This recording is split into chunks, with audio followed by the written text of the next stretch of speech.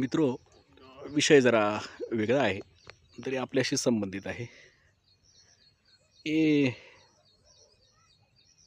चिकूचं झाड आहे. त्याच्या खाली मी बसलेलो आहे आणि ह्या चिकूच्या झाडावर आपल्याला या ठिकाणी दिसतोय राघू.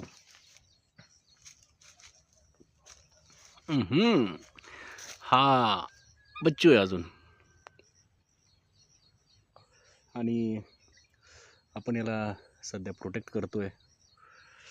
त्याला पिंजऱ्यात ठेवायचं नाही आहे आणि त्याला या ठिकाणी आपण प्रोटेक्ट करून त्याला मुक्त ठेवणार आहोत. त्याला जायचं असेल तेव्हा तो उडून जाऊ शकतो. आणि हा जो राघू आहे, आत्तापर्यंत आपण मिठू लांबून पाहिलेला आहे. हा तो एकदम बच्चूसारखा आहे. म्हणजे निसर्गाविषयी आपल्याला बऱ्याच गोष्टी ज्या सांगितल्या जातात त्या अशा आहेत की आपण त्यापासून लांब राहावं. आपले जे देवी देवता आहेत, या देवी देवतांचे प्रत्येक प्राणी आणि पक्षी हे त्यांच्या जवळ चितारलेले दाखवलेले असतात. तर ते का? कारण निसर्ग जो आहे आणि आपण निसर्गातच राहतो आणि म्हणून हे प्राणी पक्षी जे आहेत हे आपल्या समूहेत राहतात. तुम्ही बघितलं असेल, देवी देवता, सिंह, वाघ हे प्राणी आहे. गरुड, सर्प, मिठू, काही देवतांचे मिठू हे त्यांच्या जवळ असतात, पोपट. तर हे प्राणी त्यांच्या समीप आहे, याचा अर्थ असा की ते त्यांना प्रोटेक्ट करतात.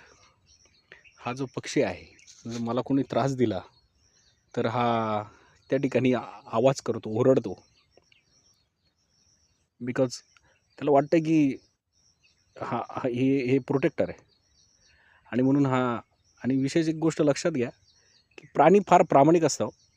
आणि खूप सुंदर शब्द आहे, त्याचं बाजारीकरण झालं आहे सध्या. प्रेम, निस्वार्थ प्रेम करतात आपल्यावर, अतिशय निस्वार्थ, मनापासून.